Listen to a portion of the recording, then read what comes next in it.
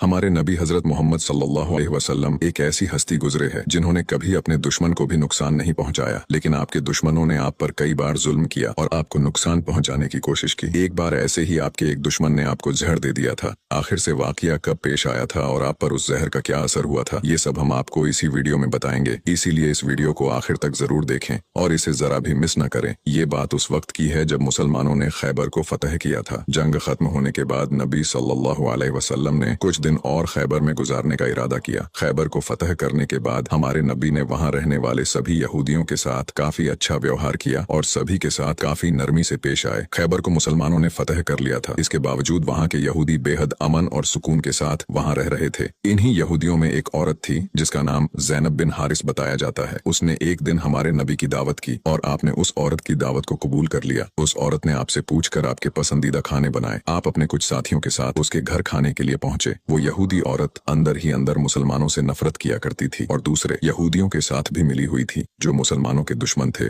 उस औरत ने खाने में पेश होने वाले बकरी के गोश्त में जहर मिला दिया था। जब जहर से भरे उस गोश्त को आपके सामने पेश किया गया और आपने खाने के लिए एक निवाला उठाया और अपने मुंह में रखा तो आप समझ गए कि इसमें जहर मिला हुआ है। आपने तुरंत अपने साथियों को खाना खाने से रोक दिया और कहा कि इसमें जहर मिला हुआ है, लेकिन अफसोस कि आपके कुछ साथी उस वक्त तक कुछ गोश्त खा चुके थे जिसकी वजह से उनकी शहादत हो गई। कहा जाता है कि जहर के बारे में हमारे नबी को उस जहर की बोटी ने ही खबरदार किया था। इस वाक़े के बाद उस औरत के साथ साथ उसके सभी साथियों से पूछताछ की गई तो उन्होंने न सिर्फ अपना गुनाह कबूल किया बल्कि ये भी कहा कि हमने आपके साथ ये इसलिए किया क्योंकि हम ये देखना चाहते थे कि आप अल्लाह के सच्चे नबी हैं या नहीं। अगर आप अल्लाह के सच्चे नबी हैं तो इस जहर का आप पर असर नहीं होगा और अगर आप अल्लाह के नबी नहीं हैं तो हमें आपसे छुटकारा मिलेगा। ये बात तो सब जानते हैं कि हमारे नबी ने कभी किसी से बदला नहीं लिया, जबकि आप पर कई बार बहुत जुल्म किया गया जिसके बारे में कोई सोच भी नहीं सकता। लेकिन जब उस जहर की वजह से आपके सहाबा की शहादत हुई थी तो कानून के मुताबिक उस औरत को भी कत्ल कर दिया गया। लेकिन कुछ रिवायतों में आता है कि उस औरत ने खुदकुशी कर ली थी। वही कुछ रिवायतों में कहा जाता है कि उस औरत को माफ कर दिया गया था। इस बारे में कई मुफस्सरीन अपनी अलग अलग राय रखते हैं। एक हदीस में हजरत आयशा फरमाती है कि जब नबी सल्लल्लाहु अलैहि वसल्लम की जिंदगी के आखिरी दिन चल रहे थे और आप बीमार रहा करते थे, उस समय आप कहा करते थे कि खैबर में जो मैंने जहर से मिले हुए गोश्त का टुकड़ा खाया था उसका दर्द मैं आज भी महसूस कर सकता हूँ। ये बात कई किताबों से साबित है कि उस जहर का असर हमारे नबी के आखिरी दिनों में देखा गया था और इसी जहर के असर ने आपकी वफात में एक अहम किरदार अदा दिया था।